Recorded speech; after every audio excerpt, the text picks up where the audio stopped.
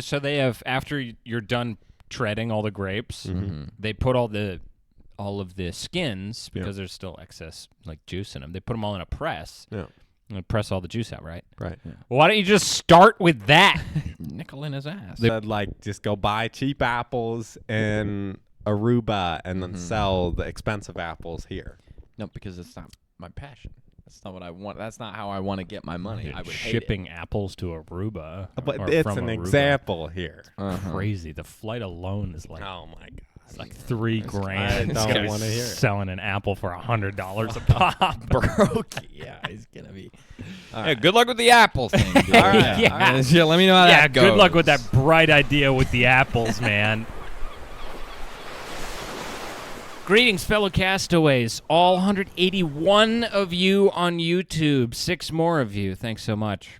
Our goal is 1,000. We're on our way. We're the Iwinski brothers. Welcome to the Riff Raft. This is the podcast where we have the conversations you'd hear on a lifeboat, riffing on anything.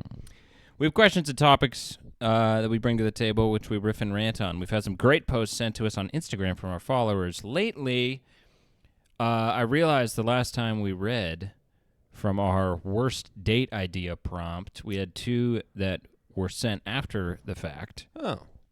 And I'll read them right after I finish this. If you go to @the Riff Raft Podcast on Instagram and we find your prompt or post that you send us, funny or thought-provoking, we will riff on it.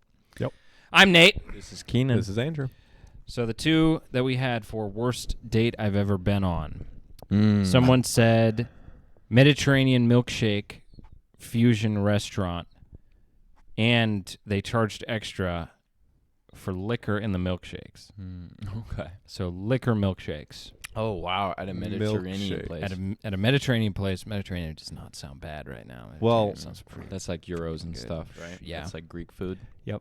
Milk and liquor is already cream a hard cheese. sell. Yeah, they have like 4 different variations of cream cheese, and they're all gas. They really they after that first cream cheese recipe, they're like, bro, do another one. Holy fuck.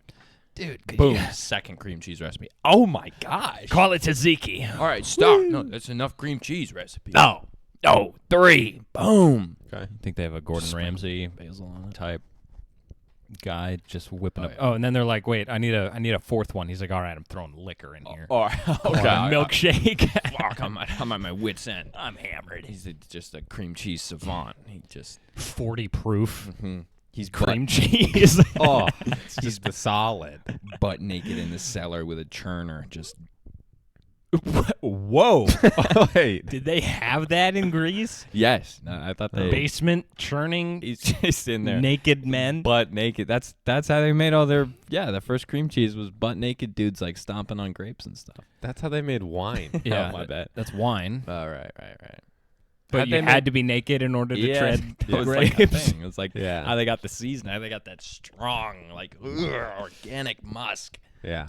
Was from dudes sweating. balls. And you literally, you know what's funny is I actually don't know. If they had, so they have, after you're done treading all the grapes, they put all of the skins, because there's still excess like juice in them. They put them all in a press. Yeah.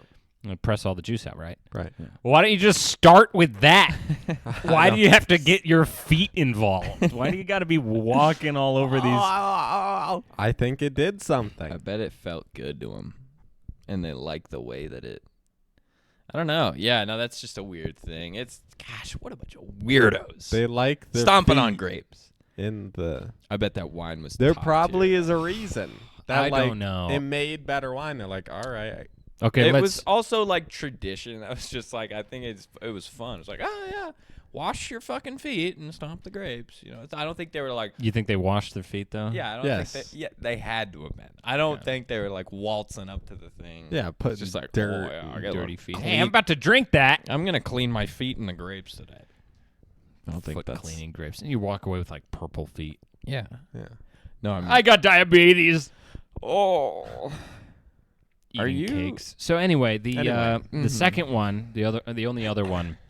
This guy said I took a girl on a date to a hospital one time for hours. Oh, wait, gosh. one time after hours, just to walk around and hang out. That guy's a fucking psychopath. Or he's just broke. What was that for? Unless it was... there's like 1,000 other things that you could do. Okay. Besides and before you end up on hospital. Oh, gosh, I'm so broke. We have to go hang out under these stark LEDs. Okay, it could have been a nice hospital. Oh, really? Okay, think Wesley about that. I don't Children's. care. Nobody's like killing it when it comes to designing the vibe of a hospital. I mean, nobody. I think. I want the windy, you know. I if we want could there get to be a some nice art. wooden arc here, nice oak Yeah. arch. We're going to do tongue and groove boards all through the ceiling. Yeah, and you know your traditional. I want glass floors everywhere. Instead of drop ceilings, let's have vaulted cathedral ceilings. And you could see all these beds just piled straight to the ceiling, yeah. 40 feet high. Yeah. And we have forklifts that just pick up the patients and bring them down. Drop them on the bed. We give them medicine and we just send them back Yeah, up. they go right back. No. He didn't give a reason why he went to the hospital. It wasn't like he had a loved one. He's like, fuck, we have to stop by. No. Hey, you want to go on a date? Oh, by the way, I forgot. My I'm supposed to say hi to my aunt that's She's in dying. a coma right now. Yeah. We're supposed to talk to her for like 30 minutes every week, try and wake her up. Yeah, no, if you want to help me out with that, that'd be like such a green flag for you. Yeah. How well can you sing? How well can you sing Bob Marley? Yeah, that was her thing. Can you summon lightning while performing Bob Marley? Because it's like kind of a... Have you seen the video of Bob Marley summoning lightning? No, that sounds like no. something he might do, though. He definitely did it. Here's a thought.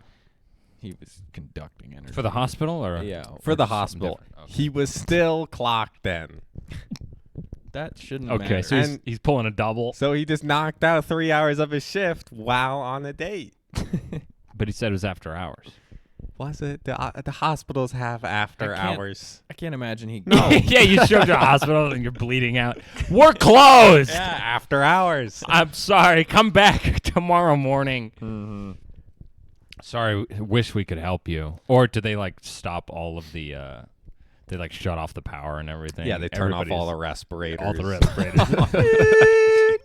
Fly light. Sorry, we closed. I don't know if you're going to make it before close. I don't know if You you're better wake her up from that coma. Are you sure you're going to make it through closing time? Because all this is going away. No one's gonna bring you your meal. Nobody's gonna strap you down if you start tweaking. Yeah, even the vending machine shut down.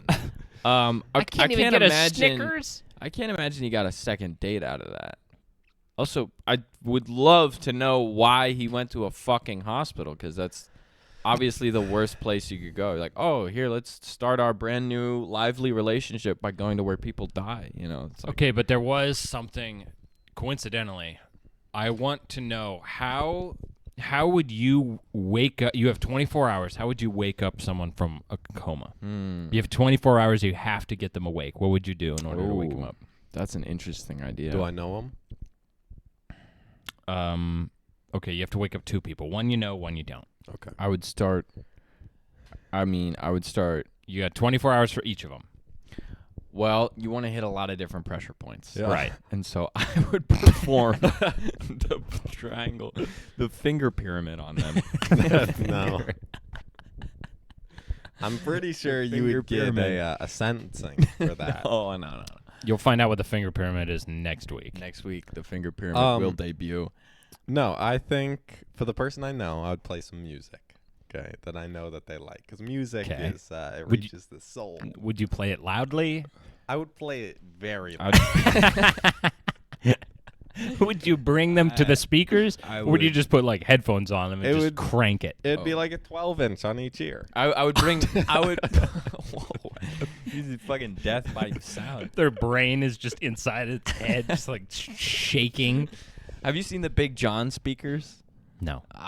Don't get him Big started. John speakers. I think I have to pull some up. No, Oh, you now he's don't. pulling They're up. these. No. They're There these. are photos of very, them. Okay. Very interesting looking, enormous, outrageous. It's like if Dr. Seuss made speakers, and they essentially just have this enormous cone on them, and then people play like really wacky shit. when they should just be playing normal stuff. Like, I don't know what it is. Is it the freaking Grammy got hit by a bazooka? Big John. But these aren't even good Big John speakers. Big Bad John. Big Bad John. But no, there's whole lore behind that. Anyway, fuck that. But how would I wake up somebody from a coma? Yeah. That's what you're asking. Well, Big John speakers are one way. Okay. Finger pyramid is another. And then, Yeah. I mean, I don't know. I mean, I would just start ranting in their ear, right? I'd start talking dirty to them. Oh my gosh! The person you know or the person you don't know? The person I don't know. Fuck. Okay. Someone I know. I'm gonna just start. What if you just like spanking them? distantly know them? What if it's your pastor?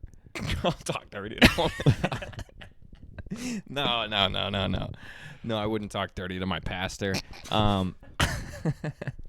Clipped. No. I mean, like, does giving someone like an adrenaline shot possibly wake them up from a coma? I don't know. You're trying anything. Adrenaline patches.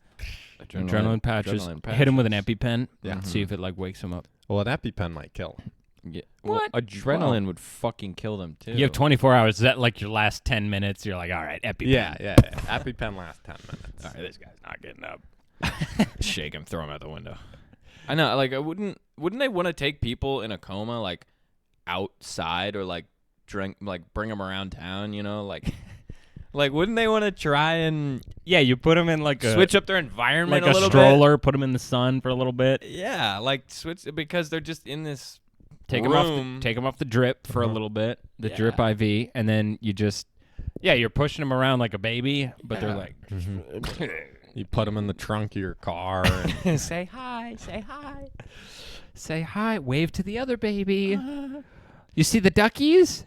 Yeah. No, I wonder why they don't do that. Why wouldn't they want to try and why wouldn't switch up the method instead of keeping them in this exact same environment? Because, I mean... Clearly it's not working. Yeah, I mean, you would think you bring him to a football game. You know? Bring him to a concert. Put him in the mosh pit. Make him, like, crowd surf. Yo, this guy's in a coma! Oh! Make him surf! Oh, shit! Wow! Yo, destroy lonely. Try and wake this guy up from the coma. All right, bring him on stage. Hey, bring him on stage. Bring him on. Yeah. Security's, like, propping him up. And then, when that guy wakes up from his coma, you're like, dude, I was there. Oh, I was there when Big John woke up from the coma. I was at Woodstock. Holy shit. When Ken Carson played Sydney Sweeney. Holy shit. Sydney Sweeney. But that,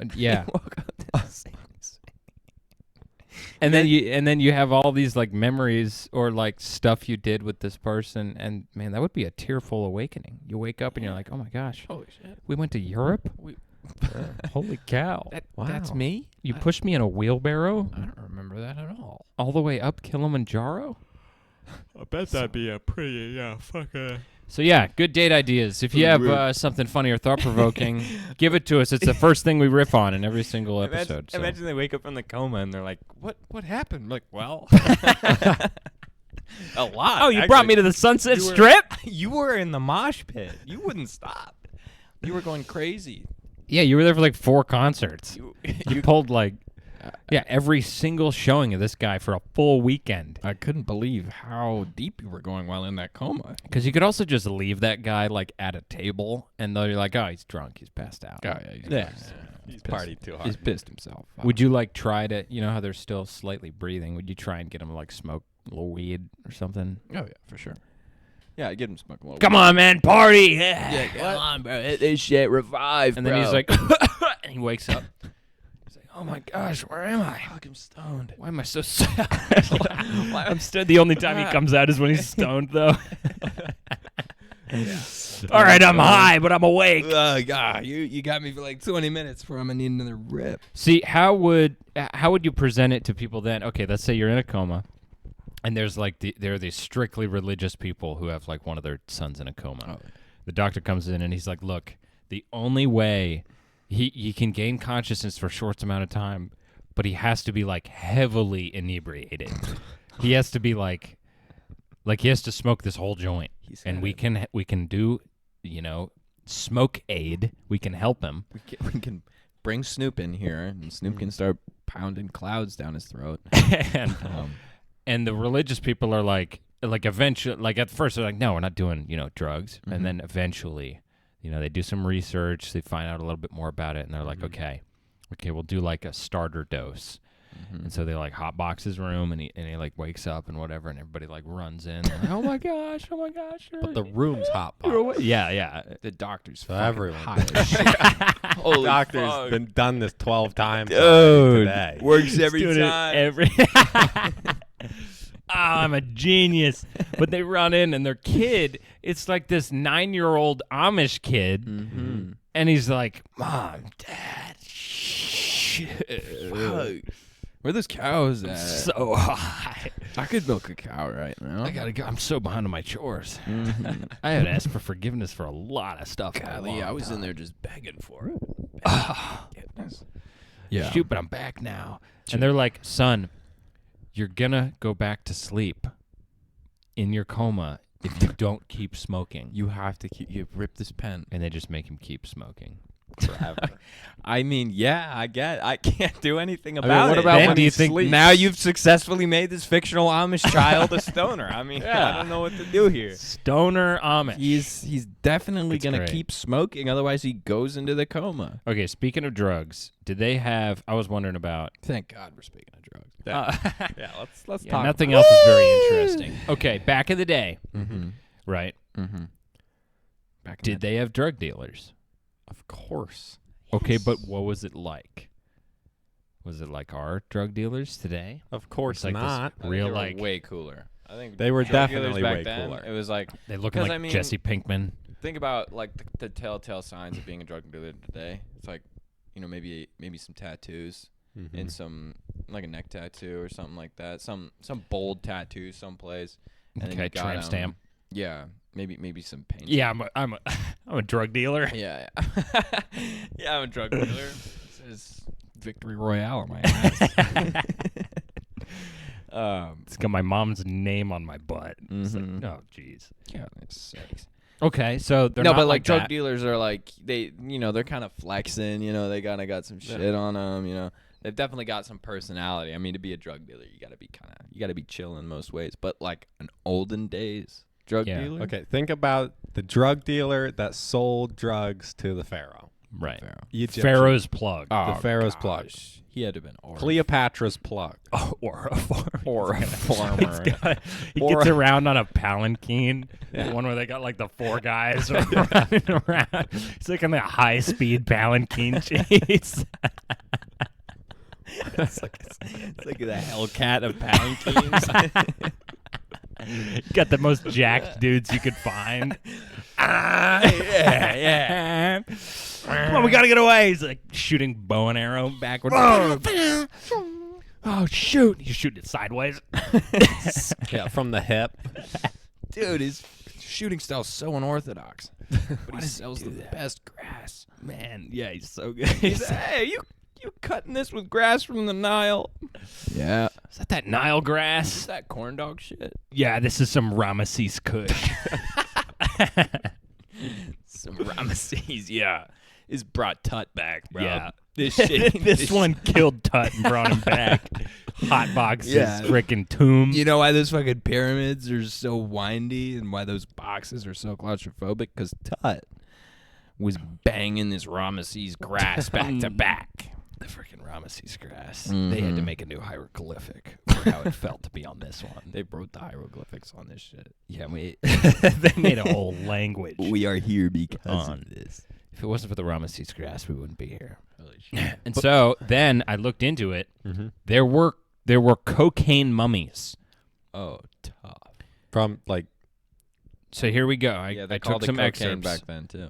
No, well, here's how it gets interesting. The recent findings of cocaine, nicotine, and hashish in Egyptian mummies by Balabanova have been criticized on grounds that contamination of the mummies may have occurred, improper techniques may have been used, chemical decomposition may have produced the compounds in question, recent mummies of drug users were mistakenly evaluated, that no similar cases are known of such compounds in long-dead bodies, and especially that pre-Columbian transoceanic voyages are highly speculative. So, people just like mummified, I don't know, someone from like 100 years ago that was a drug user or something. And they're like, oh yeah, they had cocaine back in ancient Egypt. It's like, what? No, this guy this guy died recently. These criticisms. A brick of cocaine in the guy. Oh, what the fuck? Hey. Oh, they had cocaine. What the hell? There's cocaine in here. Yeah, they did it back then too. It's probably should be legal. Yeah, they're doing it. If they were doing it, I mean, they would bury them with their favorite things. So he's burying them with drugs. He must have loved drugs. Wait, but what was the point of this? Nickel in his ass. They wanted to know what the history of like narcotics was back in. No, what was the point of the guy 100 years ago? Was like, yeah, let's mummify this dude and leave him with cocaine. Well, it was a drug user that had like cocaine in him, and they found trace amounts of like the cocaine compound. Oh. But the thing is, significant evidence exists for contact with the Americas in pre-Columbian times. It's determined the original findings are supported by substantial evidence despite the initial criticisms. So it's possible that did happen, that there was just cocaine. But since cocaine now like just comes from Colombia, they're like, that means they would have to have traveled all the way to the Americas and then down to Colombia in order to find the cocaine. Right. The coca plant. So, insane. The Colombians are Colombia is behind all of cocaine, right? Colombian maybe cocaine. I don't Colombian know. cocaine. I don't pretend to know. I didn't even watch Narcos. I think every brick comes in with a big C on it. Yeah. For cocaine. Colombia cocaine. CC. It's like a Gucci label. Oh, this shit's ripe. Yeah, this is real. No, there were opium measurements back in the day. You know, they're like sneakerheads and be like, oh no, this shoe's fake. No, there's like, no, this shit is. You see the tongue, how the tongue bends back. It'd be like cocaine validators, you know, cokeheads. Sneakerhead. Yeah, the Pharaoh's like, hey, where's my? Hey. He's got to test this. Hey, bring it in here. Wait a minute. What is this? Brown duct tape is all wrong. Not from Colombia. This is not. Obviously not from Colombia. Any of you guys got a Bowie knife? How much were you asking for this again? Like $220. I mean, we take fakes, but I don't know.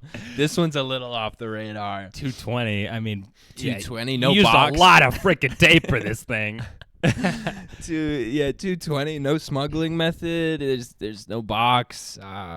Dude, the drug dogs are gonna find this like immediately. This is not wrapped you're not properly. making this I'm getting white all over my hands. This thing's leaking.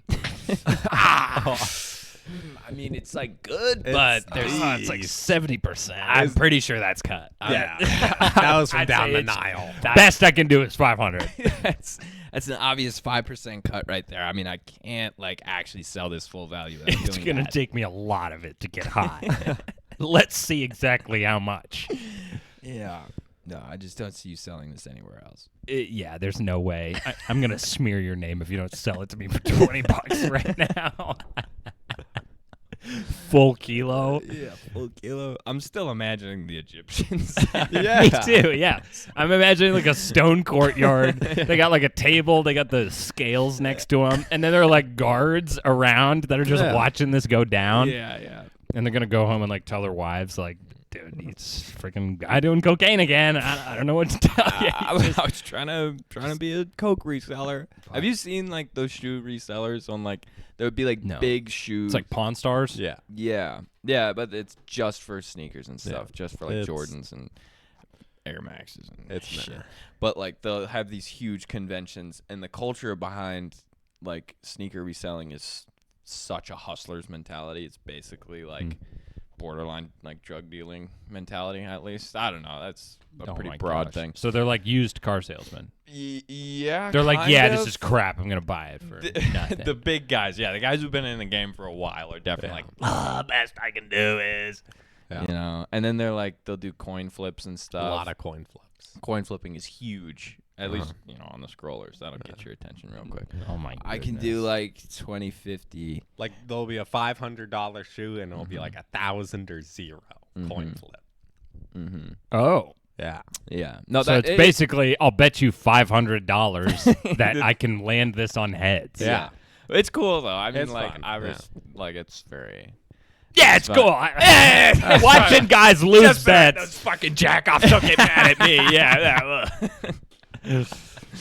But no, yeah, that's. Well, let's see what they say about opium and the most associated drugs with the Aztecs. Reefer madness. Wow. saying all my favorite words here. Nice. that their what else you got on brand? there?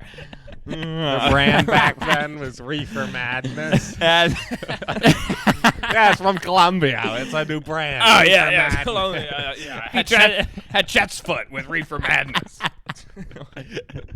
Freaking Byzantium mind blower 10,000. Yeah, this is Artemis's pussy. It's the greatest fucking smoke you'll ever have.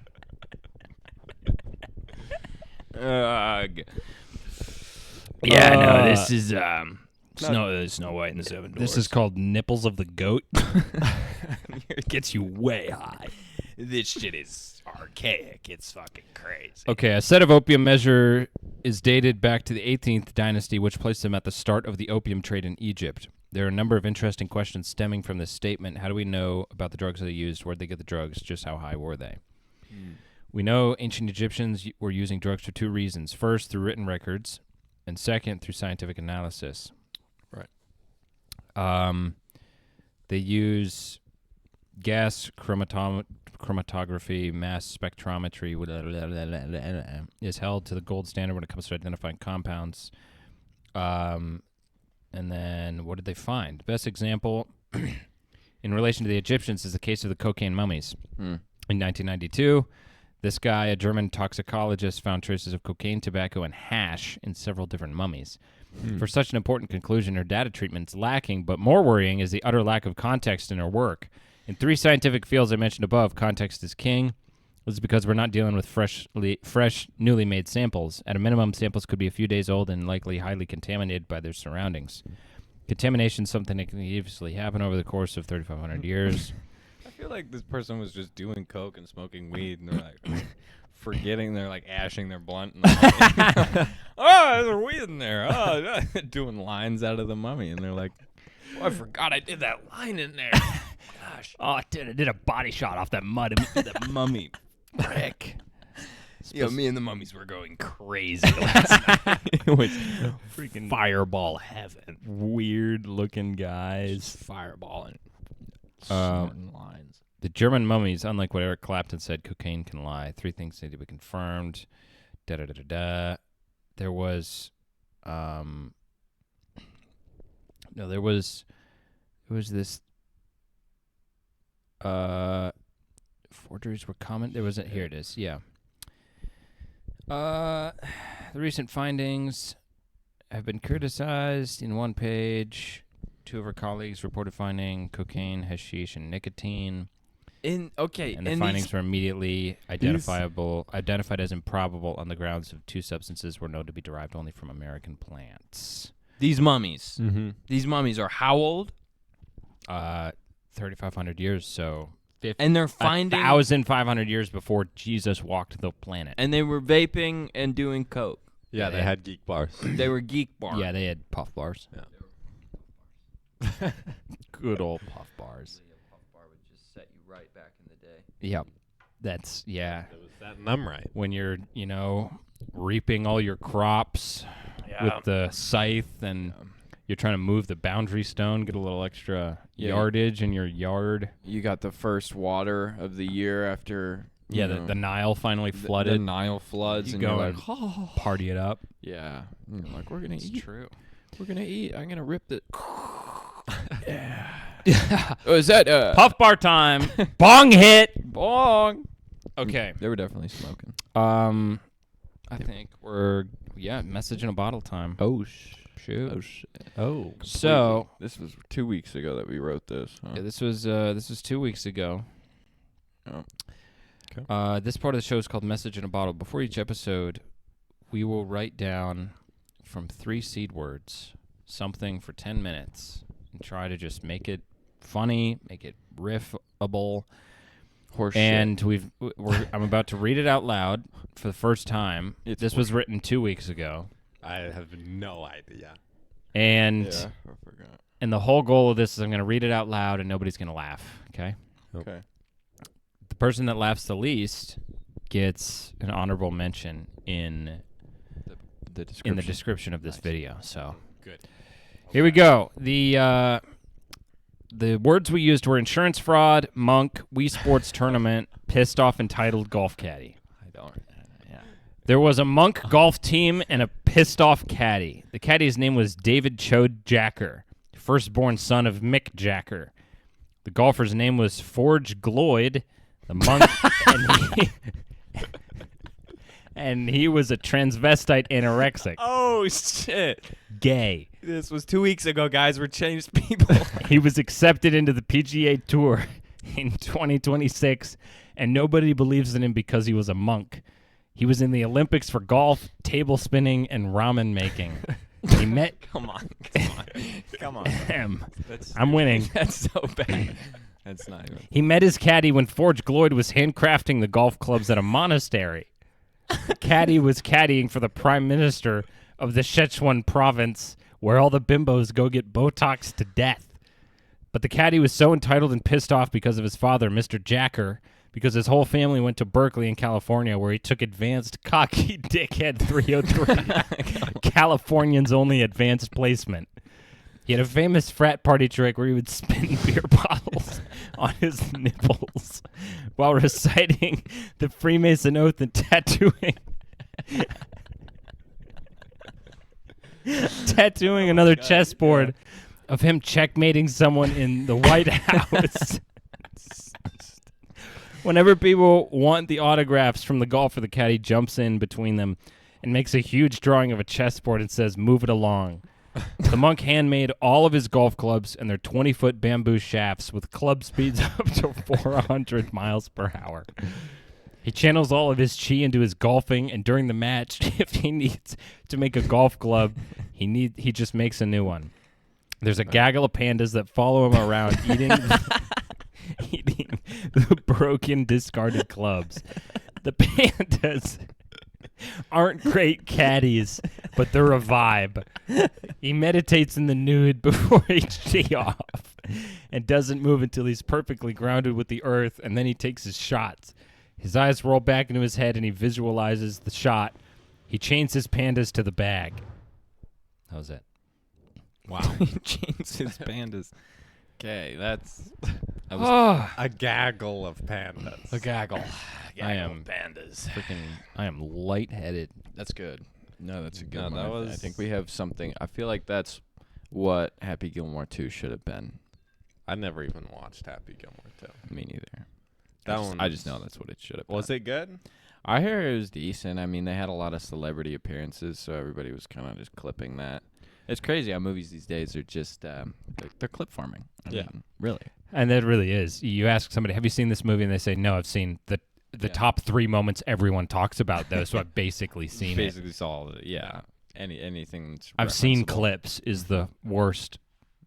The worst 3 words you could possibly hear. I've seen clips. I've seen clips. I have bits and pieces of a fragmented memory of it. I really have no context, but I know what you're talking about. I know the image that you have in your head right now. That's Yeah, I only know the actor from that Marvel movie he played in. mm-hmm. Yeah. I know him from other clips too. Yeah, I've seen him in other clips. He's Instagram famous, right? Oh, he's Well, first he was a Hollywood person, but yeah, no, he is famous on Instagram now. I heard he had a passion for something once, and then he just kind of he's in all these clips now. Clip famous. Yeah, clip famous. That's He what we is the call it. clip. Okay, you know Ponzi schemes? I was a part of one. Yeah. You were? No. Dang it. I was close. I sold iPhones. Okay, but you've heard the phrase Ponzi I've scheme. heard the Yeah, phrase. Like there's a Ponzi guy at scheme. the top, you know. And It was named after a guy named Charles Ponzi, Well, that Absolute makes goat. sense. and I was like, he's my goat. what? I got to look this guy up, so I just went on the Wikipedia page. His story. First off, here's what he looks like. Yeah, that's Mr. Charles Ponzi. That looks like a Ponzi. He's got a suit. Yep. He's got the that FU hat on. Yeah, he's got a cane that he's got the I can't do no wrong. Just me, like, I can't do nothing. Hello, my ragtime. Oh, hey, would you like to? Oh, buy? hello. Your name is Jimmy Bennett. I bet he sold courses. He's like one of the first guys to sell a course. You know what's funny is I'll teach you how to roll a marble in between your buttholes. What the fuck are you talking about? you can do it in 20 minutes. Yeah, you could go on the road and make a lot of money like me. 10 cents. And then, you can join a circus. Impress your wife in the bedroom. What's...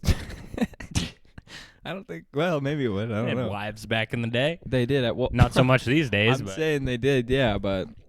Marble and... Or you can impress, I don't know, your husband. You Men and women in his class. impress the gaggle of pandas that follows the monk around during his game. All right, what happened to this guy? He was an Italian charlatan con artist. All right. That's his... He was born in Italy. Okay. Came from a family in Parma. Parmesan. Where they got the cheese from. Yep. And he arrived in the United States. Let's see. He was born in 1982, and he arrived in the States when he was 21. Okay. He had $2.50 in his pocket when he arrived, equivalent to $90 these At days. least that's what he told everybody. Mm-hmm. And he gambled the rest of his life savings away on the voyage. Goodness. Type shit. That means he had like more than $90. Mm-hmm. He quickly learned English and spent the next few years doing odd jobs along the East Coast, eventually taking a job as a dishwasher where he slept on the floor. Ponzi managed to work his way up to the position of waiter, but was fired for theft and shortchanging customers.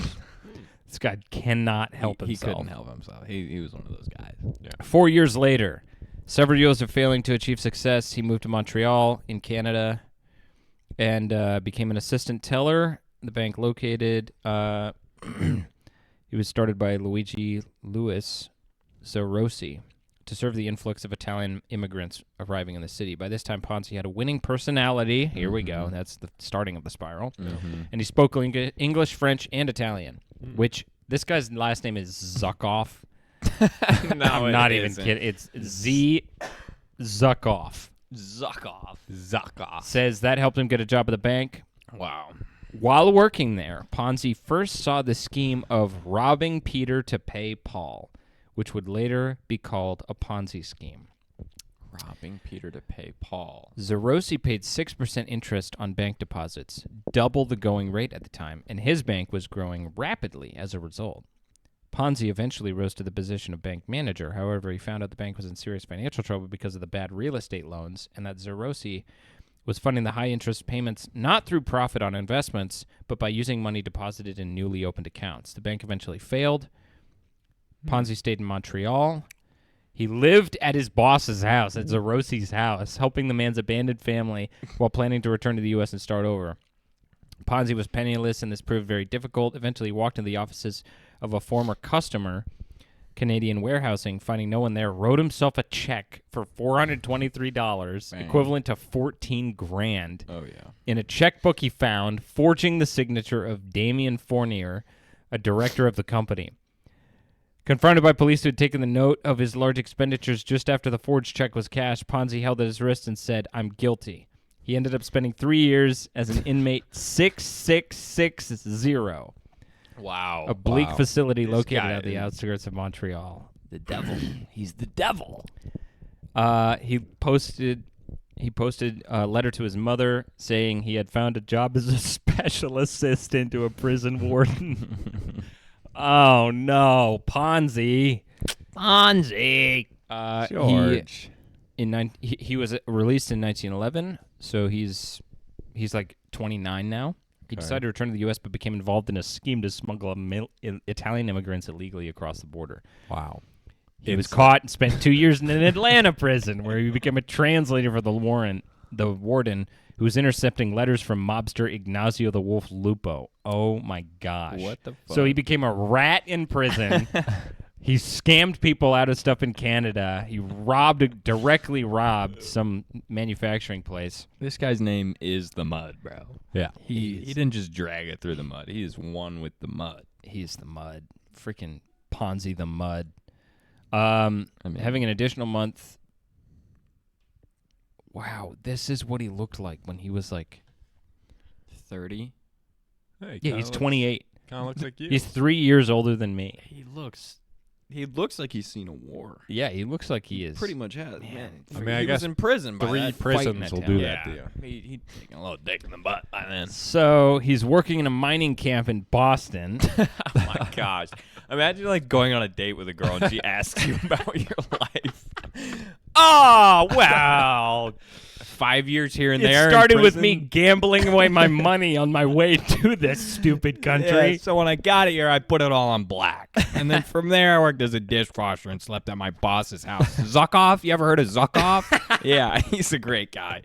And then I robbed a bank, and I worked my way up to waiter, but then I stole someone's pocket watch, and they booted me out. It took me a year to become a waiter. Was finally making okay cash. Yeah, I built up enough reputation to I was- shovel trash outside.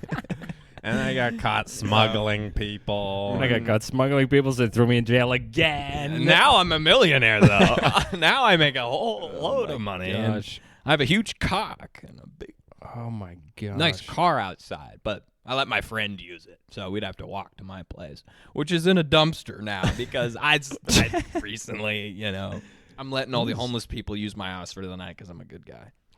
Oh my gosh. Oh, I keep reading. I'm deeply invested. Okay, That's interesting. so he's working as a nurse at this mining camp. He came up with the idea of going to another mining camp, starting a utility there that would supply water and power and sell its stock. Okay. During this time, a fellow nurse called Pearl Goseed had suffered severe burns in an accident. Despite not knowing her, Ponzi volunteered for 2 major operations to donate 122 square inches of his skin from his back and his legs to this other person, which resulted in like a skin disease. Oh my god. It's an inflammation of the membranes fuck? surrounding the lungs and line the chest cavity. Ponzi did that? Yeah, Ponzi did this. donated his back flap for No for idea. money? Was it for money or is it to get some? I mean, it's a donation. No, apparently it affects your lungs, but yeah, he got pleurisy and similar complications, and then Ponzi lost his job. There was That's crazy. there was definitely some. Did money she involved live? there? I don't know. If I know- Maybe. If I know Ponzi, he wouldn't have I given. think she just had severe burns. Some people give the shirt off their back. He gave the skin off his back. There had to have been some money crazy. dialed in there somewhere. Yeah, there because had to have been a reason. There's no fucking way he's just like a good guy. Out of He nowhere. lost a bet. Yeah, no, he might have gotten paid. Yeah. Thereafter, Ponzi continued to travel around looking for work, and in Boston he met Rose Necco. Necco? I'm trying to watch it there. Well, Gnecco. How would you say that? G. It's like gnocchi, but it's Necco. Yeah, it'd be Gnocco. A stenographer to whom he proposed marriage. Well, that was fast. Okay. She came from a family of Italian Americans who had a small fruit stand in downtown Boston. Yeah. Though Ponzi did not tell her about his years in jail, his mother sent her a letter of Ponzi's past. Nonetheless, she married him in 1918. For the next few months, Ponzi worked at a number of businesses, including his father-in-law's grocery and the import-export company J.R. Poole, before hitting upon an idea to sell advertising in a large business listing Marketing. You fucking better get into marketing. to be sent to various businesses. He was unable to sell this idea to businesses, and his company failed soon after. Okay, This is grit. so then, now here's where the Ponzi scheme comes in. Turns up. All right, bet. An idea to trade IRCs, international reply coupons. This led Ponzi to find a weakness in the system, which, at least in principle, gave him an opportunity to make money. Postal reply coupons allowed a person in one country to pay for the postage of a reply to a correspondent in another country. Right. IRCs were priced at the cost of postage in the country of purchase, but could be exchanged for stamps to cover the cost of postage in the country where redeemed. If these values were different, there was a potential profit. Inflation after World War I had greatly decreased the cost of postage in Italy expressed in U.S. dollars, so that an IRC could be bought cheaply in Italy and exchanged for U.S. stamps of higher value, which could then be sold. Ponzi claimed the net profit of these transactions after expenses and exchange rate was in excess of 400%. Wow. This form of arbitrage, profiting by buying an asset at a lower price and immediately selling it on a market where the price is higher, which is legal. Yeah, that's legal. Seeing an opportunity, Ponzi quit his job as a translator to execute his IRC scheme, but needed a large capital expense to buy them. He tried to borrow money from several banks, including Hanover Trust Company, but they were not convinced, and its manager refused to lend him money. So he set up a stock company to raise money from the public and went to several of his friends in Boston and promised he would double their investment in 90 days. And look at him freaking working now. This guy has friends. He's writing. Oh, he shaved the mustache. He's lost. Working as a businessman. Looks maxing, yeah. Yeah, no, he's hitting his face with rocks. He's bombing it. Between February and March, the total amount invested had risen from $5,000 to $25,000. The scheme grew. Ponzi hired agents to seek out new investors. At that time, investors were being paid impressive rates, which subsequently encouraged others to invest. By May 1920, he had made $420,000. Whoa. The equivalent of $6.8 million. Damn, Ponzi from the dirt. So it wasn't even illegal. No, I think This I think guy, all of it was. I mean, he lived in luxury, bought a mansion in Lexington, Massachusetts, maintained accounts in several bank accounts in New England besides the Hanover Trust. He brought a locomobile. What is that? One of the finest cars of that time. A loco? Founded in 1899. Sounds like a I can't steam imagine. engine I mean, car. it's not like it's clean money. This is like basically meme coin trading. I mean, you're not like, furthering the kingdom of God. Yeah.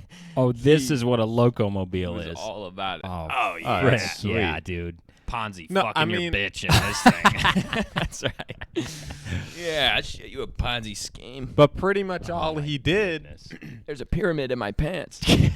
was he bought cheap. He bought cheap stuff from one country and sold it for an Yeah, he was just expensive drop price. shipping. Yeah, yeah, So all Ponzi scheme is literally just drop shipping. yeah. He was a hustler by trade, though. That is insane. He would not stop.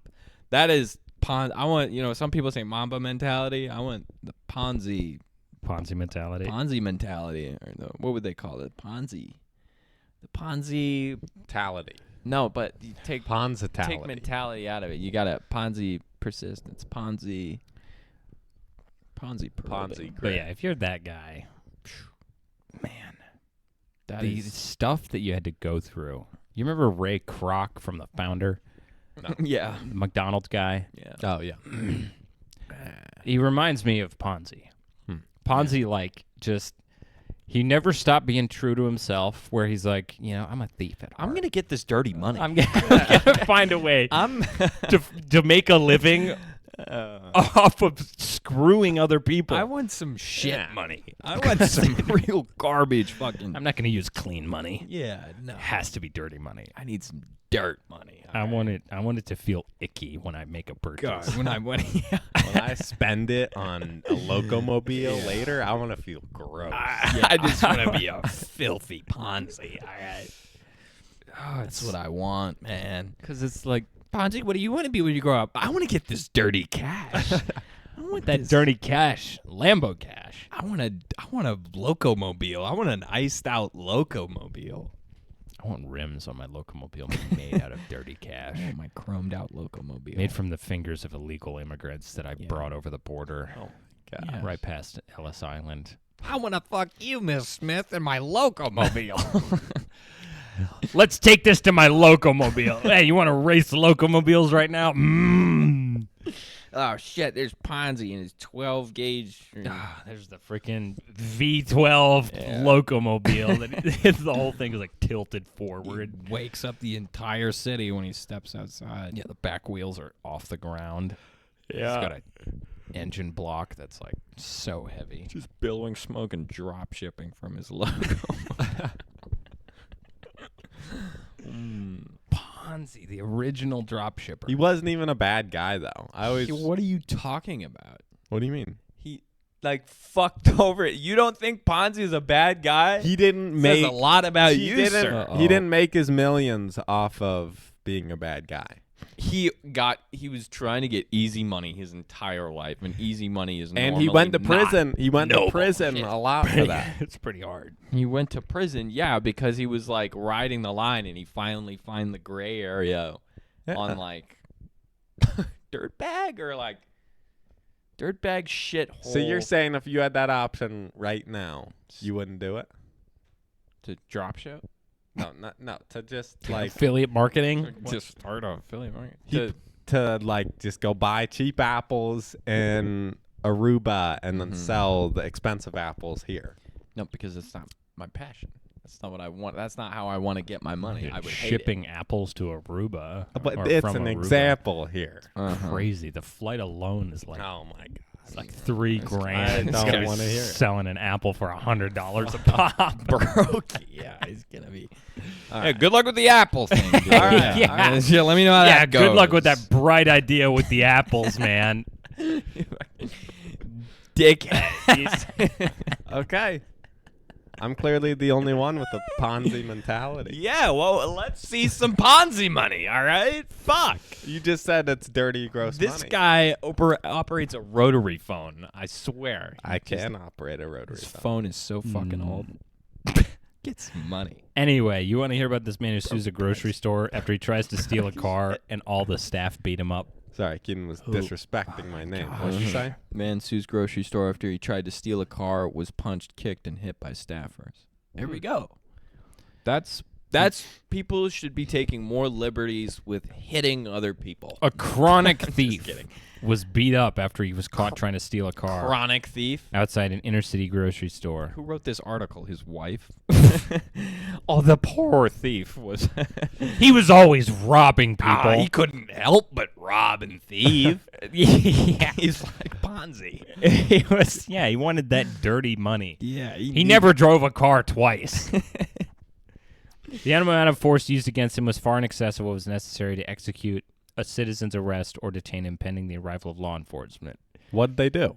They're like running him over with shopping carts. In a statement of claim, this guy says he was at Dino's Grocery Mart on Isabel Street when he stole a jacket containing a wallet and a car key fob and went home. Prince says that, because that's his name, Prince says that after about 30 minutes, he decided to return to the store to steal the vehicle associated with the key fob. When he arrived, Prince found the car boxed in by two other vehicles. Prince entered the car, triggering its alarm, attracting the attention of 8 or 9 store staff who pulled Prince from the vehicle and punched, kicked, and hit him repeatedly and struck him with a hammer. Okay. Well, that is Where'd a bit the hammer? excessive. The hammer is. Who's bringing the hammer? The out? hammer. Yeah. Oh, good. I'll grab my hammer. You can finally go to town on somebody. I've been keeping this hammer in my locker at work all day. Oh, my gosh. No, but trying to steal a car. I mean, you're asking for, there are consequences.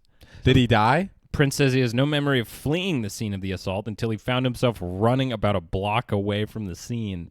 He says that when he became aware of his surroundings, he discovered he was bleeding and had suffered blows to the head, which he later learned were the assault of being hit by a hammer wielded by one or more of the assailants. Everyone has a hammer. How did he survive the hammer? What the fuck?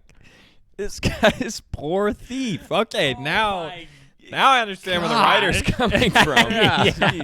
Yeah, sympathizing with him. Yeah. Oh, this poor guy. He got like basically jumped. He might as well not have been stealing anything. Also, do you think like Overkill. maybe these people, maybe like the store employees, they have no frame of reference for like when to stop. Yeah. Because they're like so amped up because nothing like this happens. Yeah.